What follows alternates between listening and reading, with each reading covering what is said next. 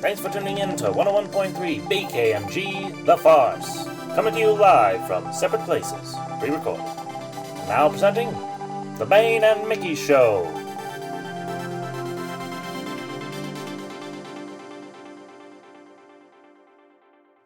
Was that a good one?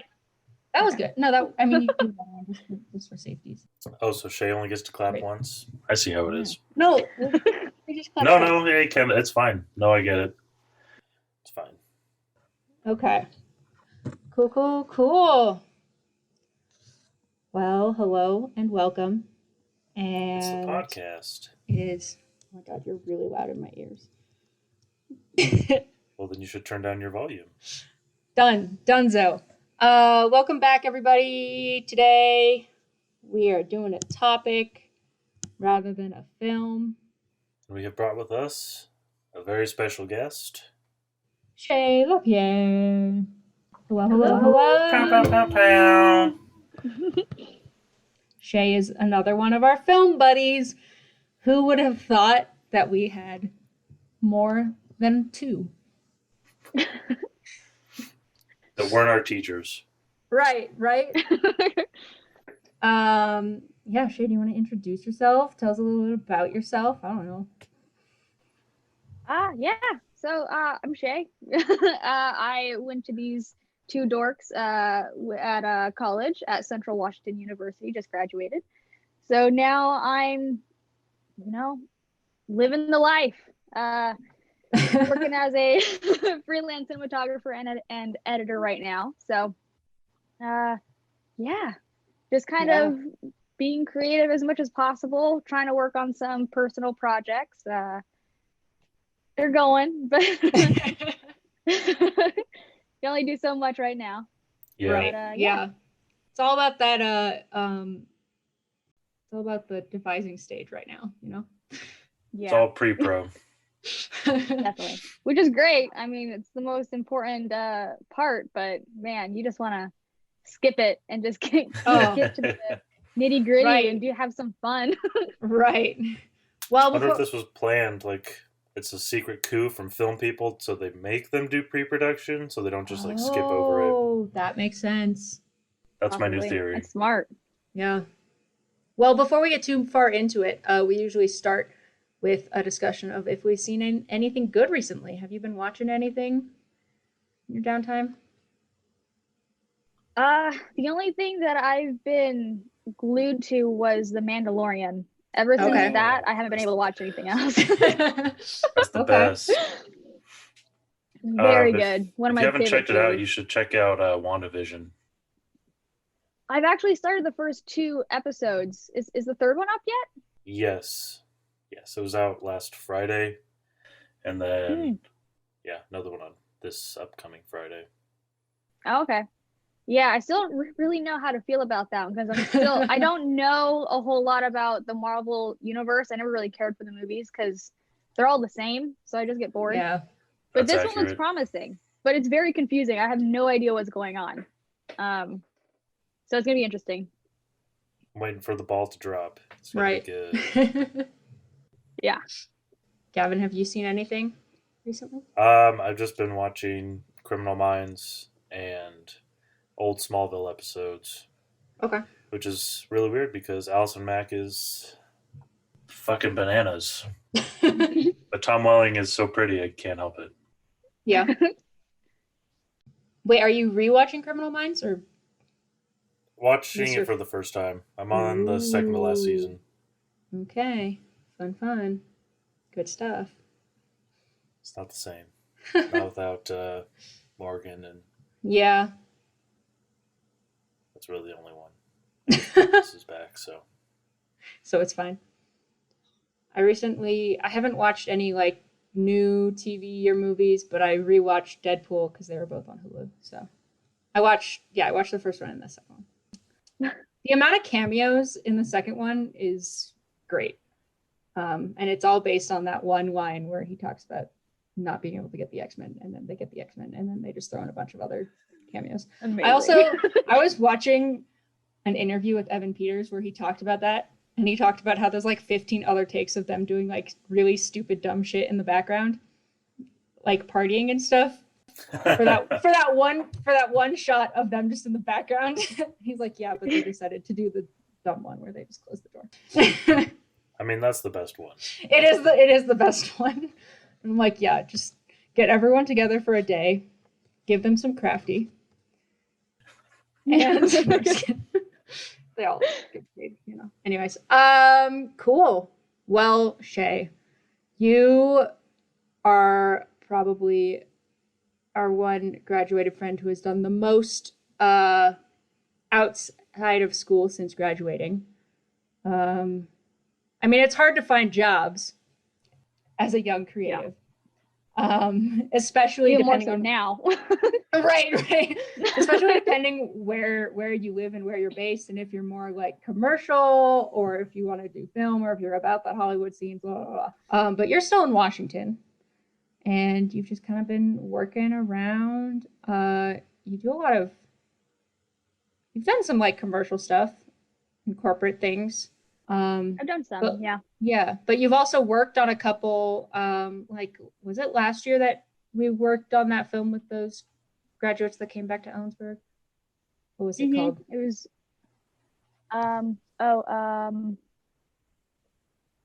like 4 words. Laugh now, cry later. Yeah. Yeah. So you've done stuff like that, and then you said you're kind of a freelancer. So I don't know, just talk to us about your life. Yeah. So I'm still trying to figure out my life. I don't like. Hey, we're young. Now, It's yeah, like we got time. But right now I'm currently living in the Tri-Cities where there's literally no film scene. There's barely like a videography scene here. Oof. It's really condensed down to like small businesses who don't really have a budget or any plans for marketing, and then the nonprofits who don't have any money. So it's a tough place to work, but right now I've been working a lot with my friend Ethan Schatz. He's a local cinematographer here, so doing a lot of government work right now. So we're doing training videos for PNNL. Ooh, That's very interesting. So yeah, just kind of taking each day slowly. Yeah. But also just really trying to figure out where to go next, because I don't want to leave Washington, because I don't really want to be so far away from my family, especially with my brother being sick. So really just honing in on any type of opportunity that I can find, whether just being a PA position or seeing if I can just gaff on any type of shoot here, but still very limited. Yeah, for sure. You know, I actually saw this job in Vancouver that it was for a video content creator. It was like a corporate thing, but just like making corporate videos. It's over. Yeah, it was in Vancouver. You can check it out. It was on Indeed. Oh, sweet. Yeah, I seen like Lucasfilms is hiring PAs. Another lighting, visual effects places hiring up there. I think Vancouver's the place to be.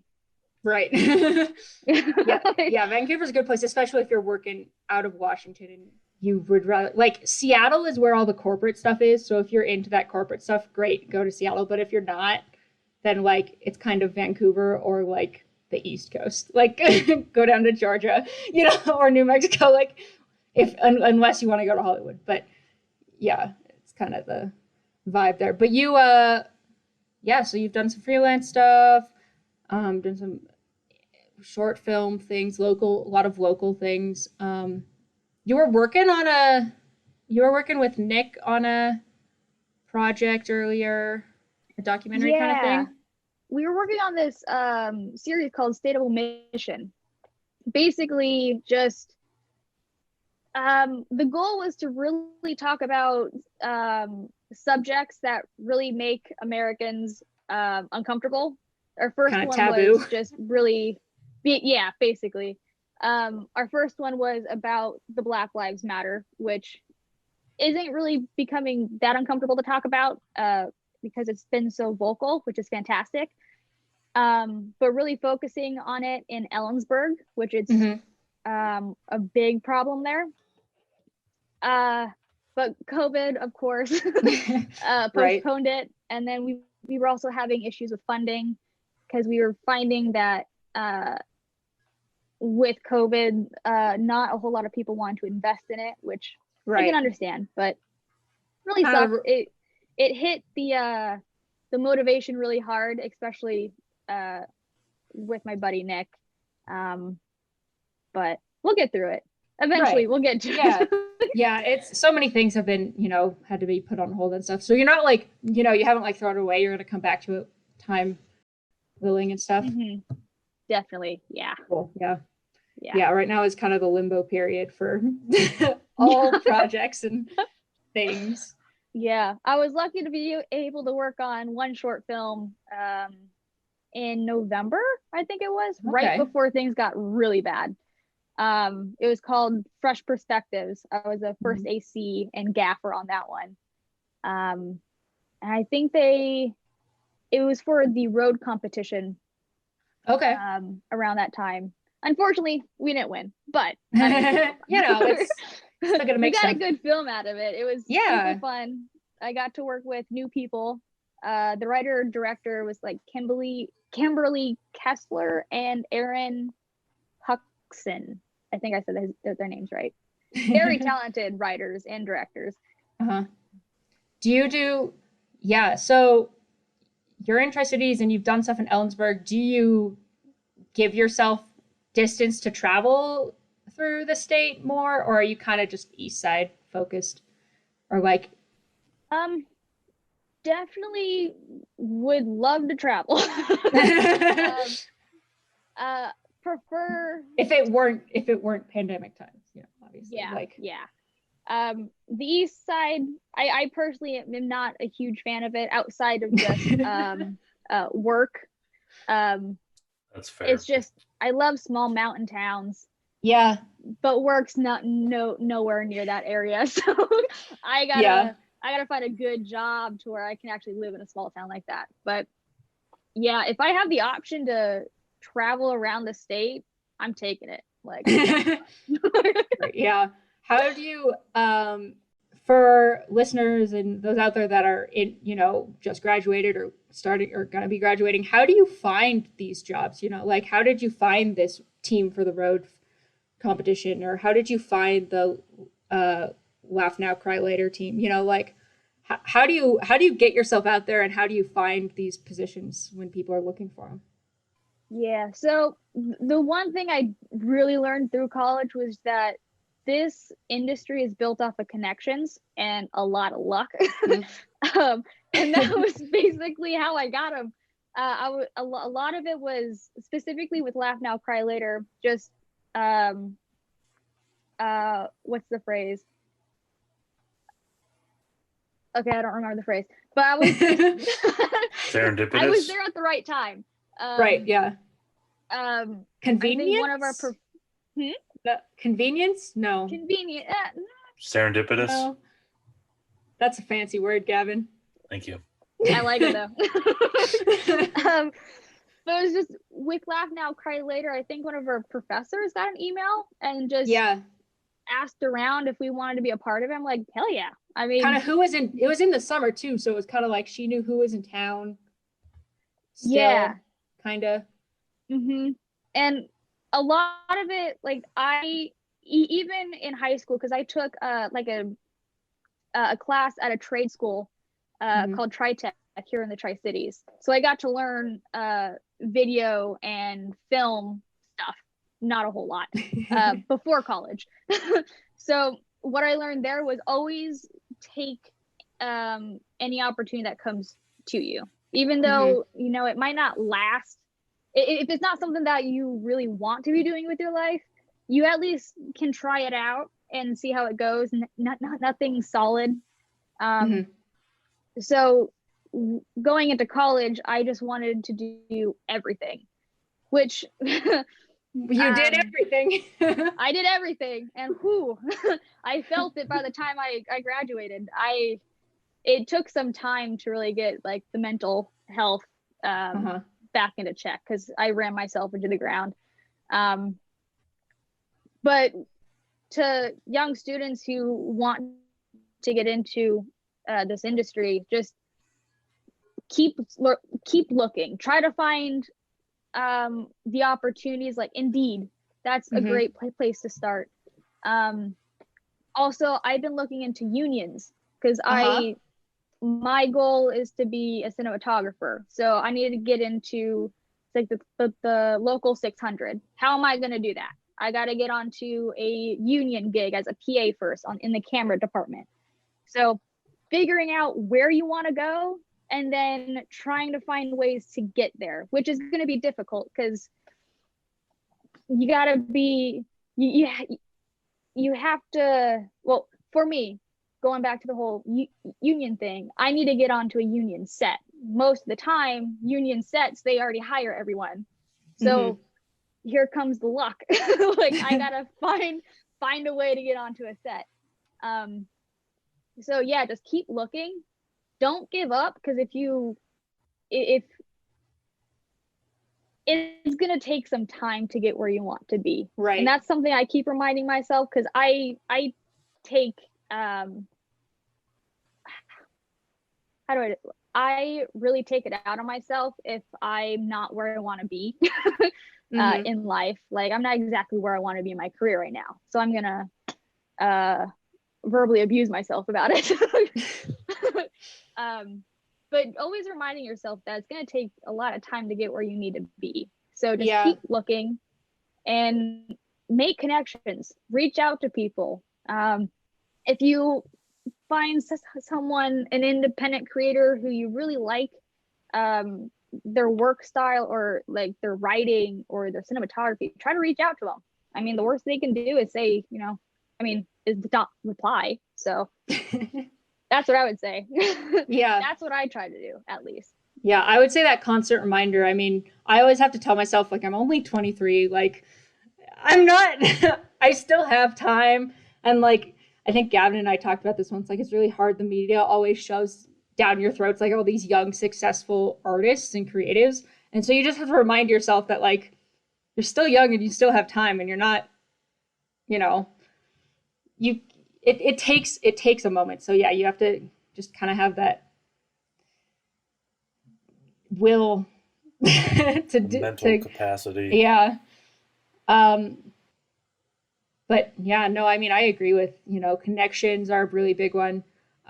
Staying in touch with, there's plenty of people from college, you and Gavin and Jack, who we had good connections in college. And so staying connected, because, one day Shay is going to get on a big set and then be like, oh, shoot, I need a tall, bald guy to play. And then it's like, oh, Gavin, duh, so those connections. No, it's yeah, actually, I do know a tall, bald guy you could probably use.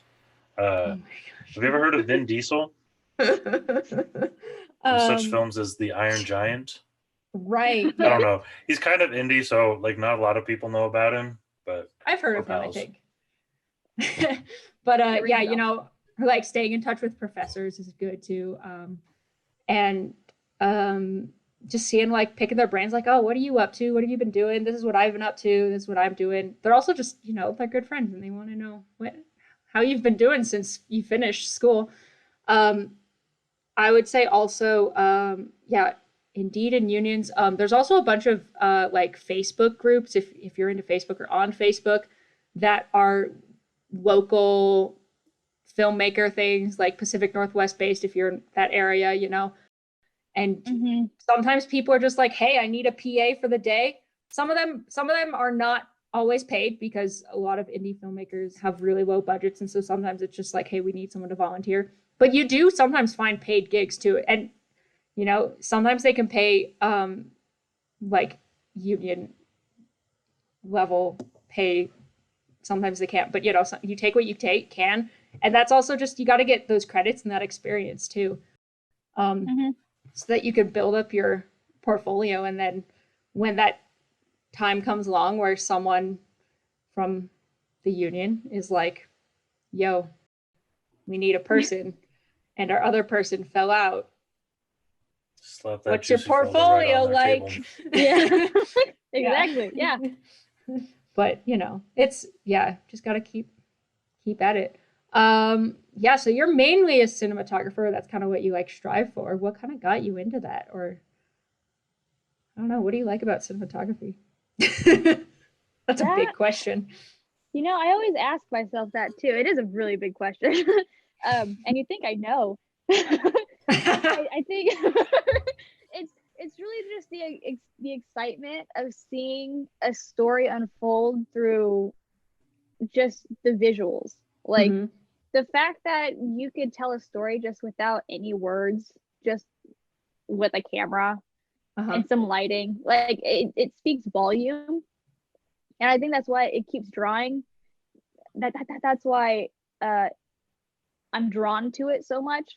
It's because there's also a whole lot of room to experiment with the way you can manipulate the audience, good and bad, through it. So there's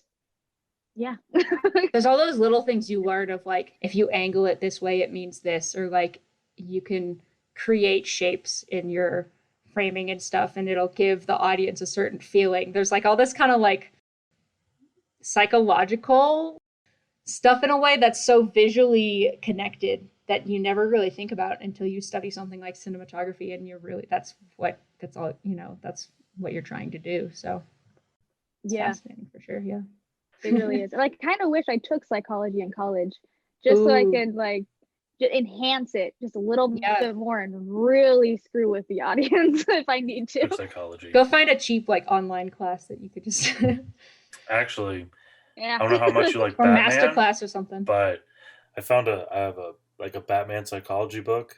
It actually explains a lot of really basic psychological principles really well within the context of like Batman villains. Oh my god, Gavin. But I learned more from that book than I did in like a whole semester of taking psychology. So Gavin's the one who actually branched out and took some other subjects at one point or another, and I don't understand how, but it's well, I went to community college for 3 years.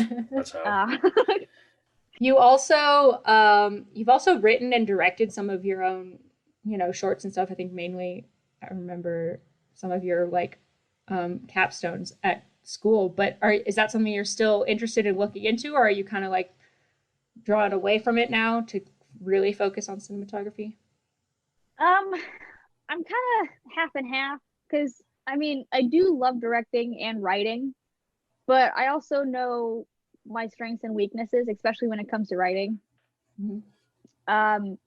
It takes me forever to write anything, because this writer's block is always a challenge. I'm always second guessing myself as to like, is this really a good idea, or is this what's gonna make the film? We've all been there. That never goes away. I really struggle with it unless I have like legit deadlines. Of school enhanced deadlines. Yeah. So it's not something that I'm really set out to do, but if I need to do it, I will. Yeah, like you won't say no to it if opportunity comes. Exactly. Yeah. Because you never know what'll happen. Right. Well, yeah. just do it. And as you get into it and as you practice more and whatnot, then find it again. I think a big thing, or at least I've found a big thing, especially with making new connections and kind of advancing your experience of the local independent scene, is like going to film festivals. Jack and I have been lucky enough to go to a few for Toxic Chainsaw, our kind of company production house thing. Name, title, I don't know what you want to call it. We're not a company. We don't have money. But we've met some local artists who and been able to you see a film and then the artist is there and you'd be like, oh, that was really cool, and then you talk to them and then they're also sometimes like, oh, yours was really cool too, and then you exchange numbers and contacts. I know some of your films, like The Nightmares, I think went to a couple festivals. You got a couple spooky things into some spooky festivals. I remember. What are your kind of experiences with film festivals, and how is that like I don't know, advanced your search for your career? A long-winded explanation for a terrible question. Yeah, so I can't really say. I wish I really had. I think out of all the film festivals that I've entered and was at least accepted into, I never really had the chance to really mingle with anyone. We went to one. It was the Oregon short film festival in Oregon. I think that's the name. I don't know. I don't think so. They're all very similar. It's like a really place, short festival, maybe one other word. Yeah. But we had 2 films. Was it 2? Yeah, it was 2 films. It was Night Night and 4 Minutes. Shown there at that one, and we were only able to actually like see the preview and the awards, but we didn't really get to mingle with anyone. Also, I'm a super antisocial individual, and it's really hard to walk up to someone. This is why Jack and I bring Tina with us when we go to festivals, because Jack and I will just hang in the back in the corner, and then Tina will like shove us forward and be like, go talk to them. Smart. That's why I bring Kevin places, so that he can talk to them. That's why he introduces me. This is why people have managers and like, you know, what do you call your media specialist people? That's what they say. Your publicists, because turns out a lot of artists are antisocial. Yeah, and I really wish I forced myself to actually talk to some people, because of course there were some really incredible films that were made, and I still kick myself to this day at and not at being able to attend the other film festivals that the films were accepted into, because I submitted them during my time at Central, so it was almost impossible to get away. So that's something that I kind of regret, but there's always future. Yeah, it's also hard. Keep going. No, go ahead.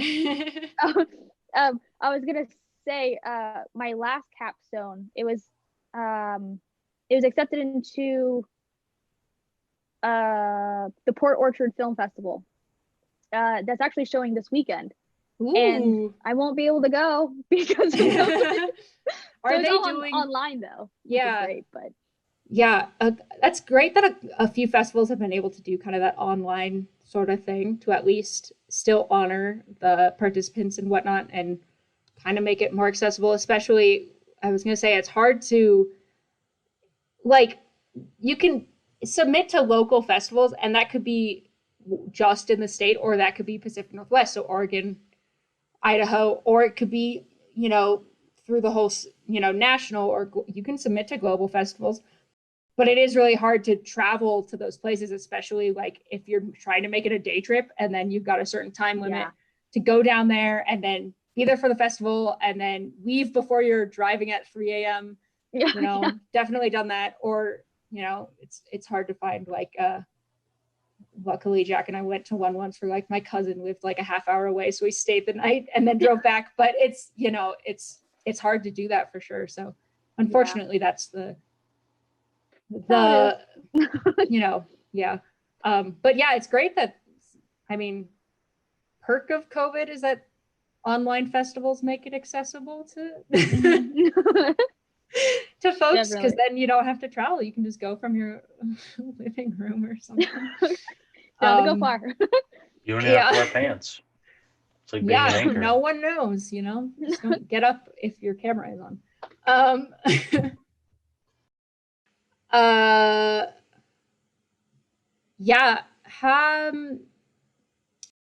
In terms of, I mean, so we're kind of focusing on kind of this indie, like, freelance kind of idea here today, but like how, you know, like I know a lot of people are all about that big Hollywood scene and making it big right away, blah, blah, blah.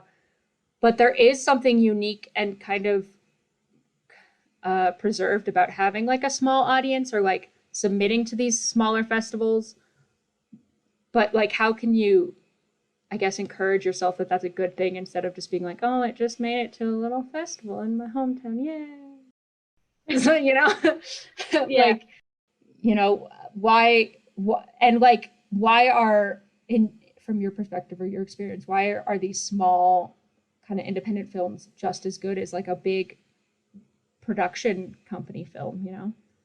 Mm-hmm. One thing that I've always noticed is with the big, Hollywood films, you think they're amazing, but there's also a whole lot of control behind them. When it comes to independent films, you could literally do anything. Like the sky's the limit. I mean, budget's a big thing, but I mean, but other than that, the sky. Other than that, the sky. But there's always creative ways to get around that kind of stuff, and it really forces you to kind of just branch out and force yourself to think out of the box, which I think is a fantastic thing when it comes to independent films. And also, as a filmmaker, it gives you a chance to experiment with the kind of film you like to make, whether it's hint of experimental or if it's horror or anything like that. So it's a great time to figure out exactly who you are as a filmmaker, while also branching out to see what other films filmmakers are making at these festivals. So it kind of gives you a look inside as you grow as a creator, which is really nice. Yeah. With some of these festivals, you can kind of pick and choose, like there's genre related festivals too.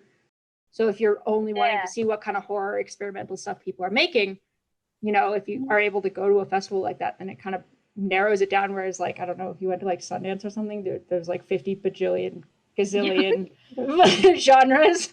So it's harder. But no, yeah, it is cool to see what other creatives are making, especially young. Not everyone that enters festivals are young, but you do find a lot of young independent filmmakers kind of trying to find their path in this beginning of their journey. And so it's really cool to see what your peers are making, and to just kind of see what else is out there, I guess. Yeah. Have you also, sorry? I was going to lead to another question, so go for it. I was just going to say, it's also really cool to see, like, to meet other filmmakers and see just exactly what's possible to do within just a small crew, independent, very small budget, and they can do some incredible things, even though you might think like, okay, this is super small budget, I think I can do it. I don't know where I was going with that. I was going somewhere. I mean, like you mentioned earlier, it really does make you kind of think outside the box a bit. I mean, if you have a big production studio budget where you can just buy everything you need, or everything can be supplied to you as you need, easy, great, done, whatever. But if you have zero to little budget and you've got to come up with all these creative ways of like making a prop, or, you know, especially if it's like some kind of alien or special effects out of this world thing, not something you can just buy at the dollar store, or like, you know, you've got to figure out, we don't quite have the equipment we need, but how can we utilize the equipment we do have? Or like, what can we use from our house to manipulate the lens to kind of create this effect, you know? So it does, I think there's some really creative stuff that you can find that you won't necessarily get elsewhere, just because you have to be so creative. Use your imagination to kind of figure this stuff out. So I think it does. And it does certainly help create and help you mold and kind of experiment and see where you want to go and kind of test out all these different waters. Definitely. Have you ever, I know like a lot of people are like, I'm done with college and I'm going straight down to LA. Like, I got to get to it, got to start, blah, blah. For some of us, that's not the case. Either budget or location, you don't want to be far away, or you just don't want to get into that scene. Have you ever considered that option, or are you just kind of like, no, not for me kind of thing? I've considered it. I've thought about LA like very early in my decision to go into film. but quickly shot that idea down. I think it's a very like it's a very like typical like this is the only decision kind of thing when you're young and new to that idea. Like you don't really know that there's other options out there, so everyone kind of go like is drawn to that sort of thing. Yeah, it doesn't, like, I know personally that I won't be happy in LA. Just where it is, you know, the constant fires, like it sounds miserable to live there. Like I don't want to go through that. I mean, that sounds lovely to me. To each their own. But I have thought about like moving to Georgia or South Carolina, because the DP from Talk Now Cry Later, or no, Laugh Now Cry Later. Laugh Now Cry. He was the DP, Nick Brown. He's from the east side, isn't he? Yeah, he's from South Carolina. I think it's South Carolina. And he works in the camera department on films. I don't remember exactly what position he's in. I think it changes.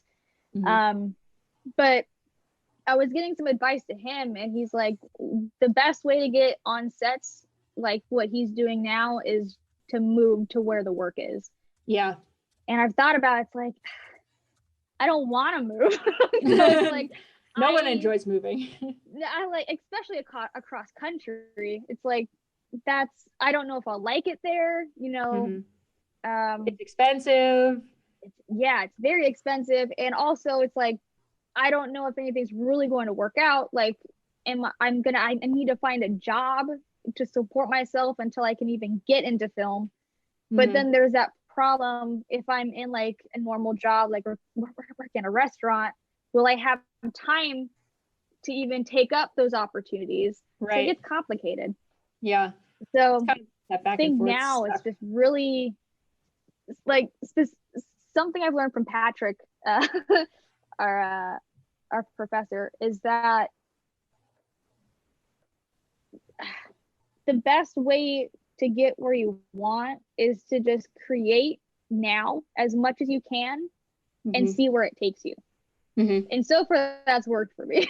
Yeah. And because you don't technically you do kind of have to be in these big cities in order to be on legitimate film sets, but you can still do it anywhere. You just got to know how to do it and find the correct people. You just have to find your team, have a great idea, and then just go out and make it and submit it to festivals. And the more you submit it, the more the word will get out. I mean, after submitting, I think it was Coalesce, to a film festival, someone from that film festival thought it would be good to show it at another one. So it's more connection, like, oh, we're just gonna push you over there now and then see where that takes you. Yeah. Yeah.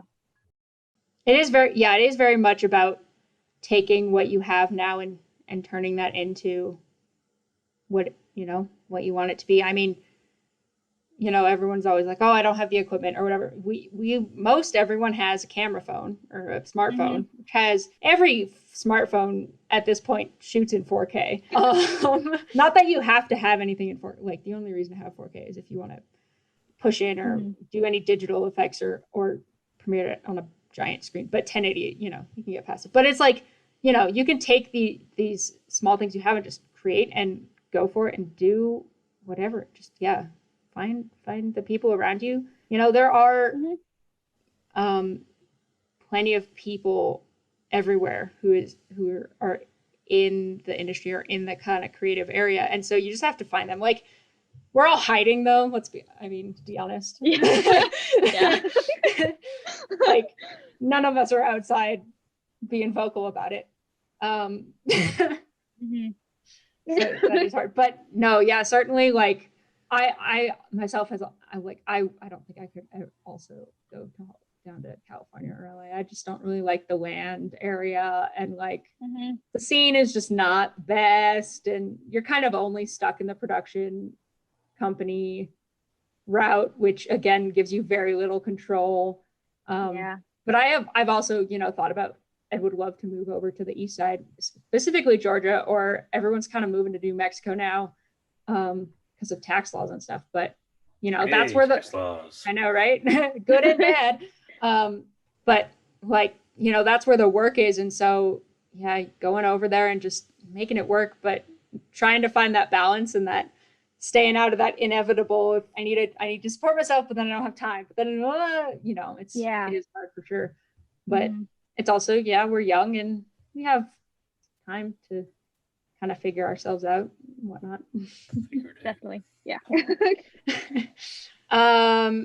Well, so other than being stuck mostly because of the pandemic, have you been working on anything recently? Or you said you had some ideas, you know, you've been working in the works mostly. Do you have plans for when things kind of get back in action? Well, working on a few. I mean, I still have a documentary that I shot with a couple classmates 2 years ago that we have yet to finish editing. So that's on my list. But also, I have a couple film ideas, some scripts that's taking forever to write. As it does, yeah. I've been, still just really struggling with that, trying to get back on the right track. As for State of Omission, I think the future is still very hazy, still trying to figure that out. But I think like right now, just really focusing on like mental health, and slowly getting things back together. Yeah, I mean that now's the time to do it too, especially just finishing college and you've got a bit to figure it out. You know, take some time for yourself. That's important. It's important. Especially because we all beat ourselves up so hard in college. Like, I still beat myself up. I have days where I'm just a mess. Yeah. It's horrible. But, you know, you get through it. You can tell it's coming. So you just have to work it out. Yeah. Do you, okay, a little off because I should have asked this probably way back at the beginning when we were talking about it. But so you do a lot of kind of freelance things for like local companies and businesses and stuff. How do you approach them, or how do you get to, you know, how do you contact them to be like, hey, I want to work with you to make a video? Or do they come to you, or like, do you have to go out and search like, hey, I'll make a teaser video and then you can hire me, you know? Yeah. If that's something, you know, a route someone would want to go, how do you do that? Right now, I mean, I'm still trying to figure out the best way because there's so many ways. And I kind of do a little bit of everything. It just depends on my relationship with those clients. For example, there's 2 specific clients that I've been working with since like 2015. And so I get some work from them just by word of mouth. They just come to me, hey, we like your work. Can you do something for us? So that's one way, just building those connections with the locals. Another, 2 different ways of going at it. I kind of do cold emails, just approaching them and kind of doing a little bit of research on the company of your interest. And seeing, like, looking at their websites, their Facebook, like seeing what you can do for them, and then kind of approaching them through email and sharing your services. And that's worked for me as well. And then the other way is if you actually know the business owners and just approach them head on and just have a conversation, or just schedule something if they're interested in your services, and just see where it goes. That's kind of how I take it. It just depends on the person. Yeah. And I mean, yeah, it's really about just putting yourself out there. And like you said earlier, the worst they can say is no, or just not reply. But I think this is probably something Michael always said, is just, you got to make those cold calls. Like, it's just something that has to happen. And again, emails are great because you don't have to actually physically talk to anyone. Love that. Yeah, I think that's why I do it. Yeah. B, the worst that can happen is they just don't reply. Great. Done with it. Move on. Yeah. So, emails are great. And email is also kind of like the universal method right now. I don't know how many people actually use the phone anymore. Yeah. So yeah, I would say that's a great way to do it. Finding, especially if you're doing freelance work or doing stuff, or even if there's, local companies you want to work for, or if you're moving out to a bigger city or whatever to look for that work, yeah, just start sending those emails. Yeah. Just gotta do it. And the good thing also with emails is copy paste. Just exactly. Like make sure you change the name and do your research. It's important. I think that was a good thing. Important thing you brought up is to do your research on the company. Make sure it's someone you actually would like to work for, whether that's the work you'd be doing or their values is important. If it's something you want to have a good connection, something you want to support. So, doing that research is good. But, if you're going to copy paste emails and have like a little thing that's specific, make sure you change it to. No, to whom it may concern. Yeah. Yeah. I think I got like one more thing, but do you have a favorite project that you've ever worked on? This is a big one. It's hard. It's broad. Oh, man. It's hard to choose. It is really hard to choose. I guess when it comes down to a really good one, it doesn't have to be your favorite. A really good, enjoyable one you had, maybe. The one that always brings a smile to my face when I look back on it is just being a crew member on Laugh Now, Cry Later.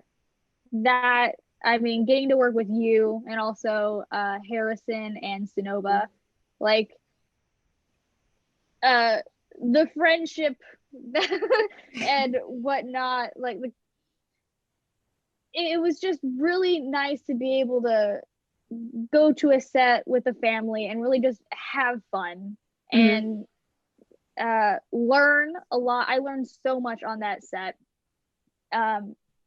because everyone was just really looking to teach us everything because we were still in college at that time. And these are people who've already been working on film sets. They know how everything works. So getting to work with very talented human beings and also getting to know classmates as well was just incredible. It's definitely one of my favorite ones. It is nice, especially going to a new set like that with new people. We were working with alumni and whatnot. It is nice to also have someone else that to go there with you, having, that's not always going to be the case, but it is nice when it happens for sure. Yeah. I've seen Kaylee posting some, I think, BTS photos and screen captures, maybe. So, I haven't checked in with Nick or anyone, but may or may not be finishing soon. So keep an eye out. Probably gonna get released at the same time as 2 Pints, whenever that is.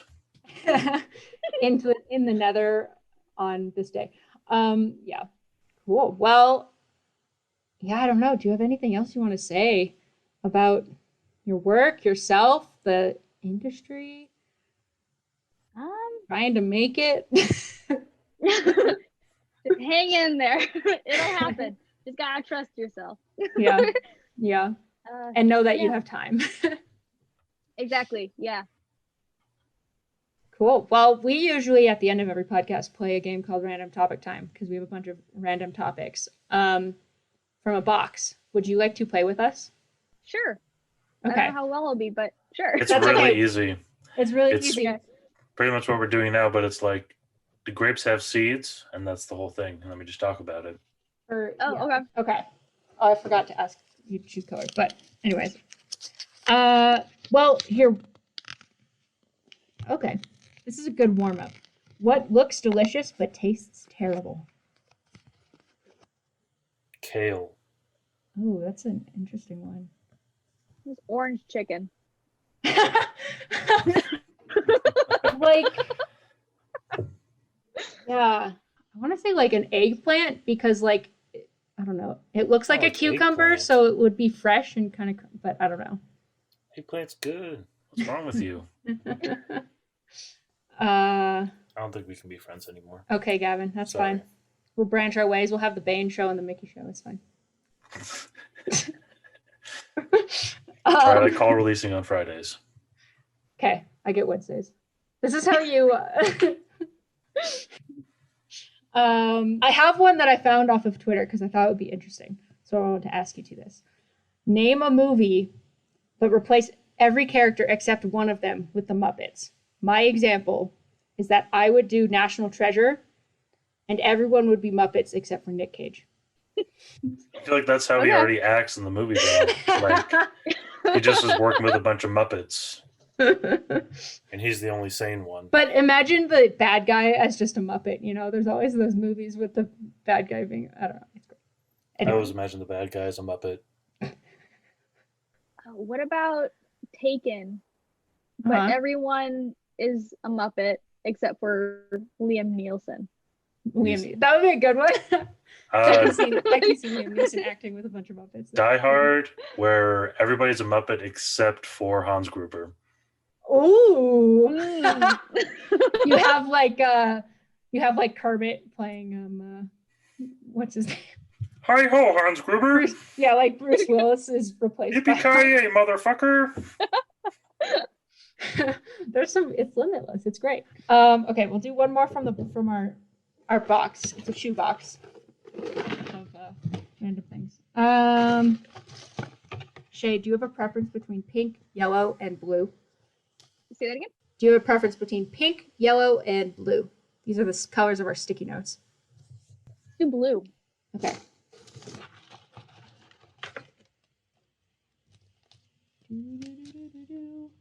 Boxers or briefs?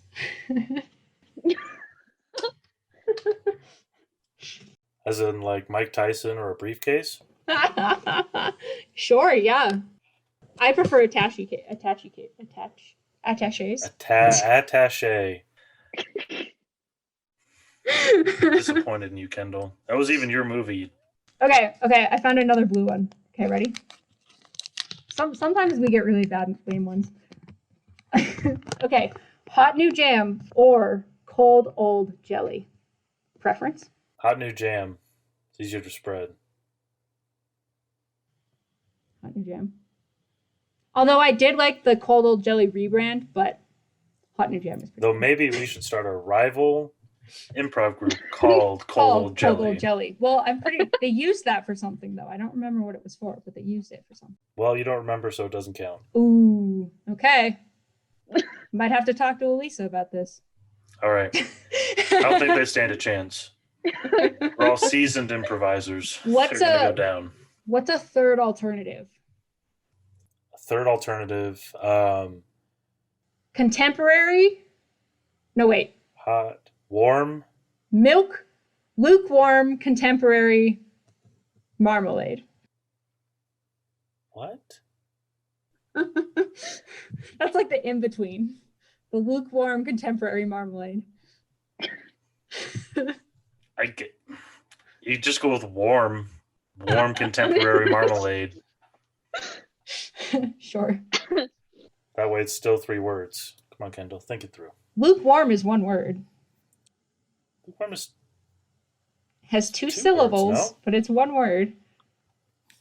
Shay, back me up on this. I can't say. Would it be 2 words? All right. It's 1 word. The internet says. I just told you what the internet said. What did? Oh, I thought you were just. No, I was confirming via the interwebs that it was in fact 3 words. Oh my god. Okay. Arm. And this is how it always ends because perfect way to end. Because we're really good at going off on tangents. We literally gave ourselves a tangent to go off on, and then we tangent off of that one. It's pretty fun. Before we officially end, Shay, do you have any plugs for yourself, social media or websites, or I don't know, if people need a cinematographer, where can they find you? Or if they're interested in your work. Well, if they're interested in seeing some of my work, they can definitely go to lastonefilms.com. It has all my work on there, and any contacts. So yeah, that'd be a great place. LASTONE films. Mm-hmm. Cool. There you go. Like it sounds. Like it sounds. Go check out Shay. Great stuff. Do it. Cool. Well, thank you for joining us and bearing with us for this discussion and sharing a little bit about your work and what you do and how you make it creative. Yo. Well, thank you for having me, because it was fun. We should of course. Oh, for sure. Also, because Gavin and I, we only have like 3 friends, so we have to keep recycling. Yes. I think we'll bring on my cat as kind of a recurring guest star, but he's taking a nap right now. Damn it, Stitch. Yeah, he's pretty lazy. Well, thank you for listening, everyone. Have a good week, and we'll see you next time. You'll hear us next week. Bye. Bye.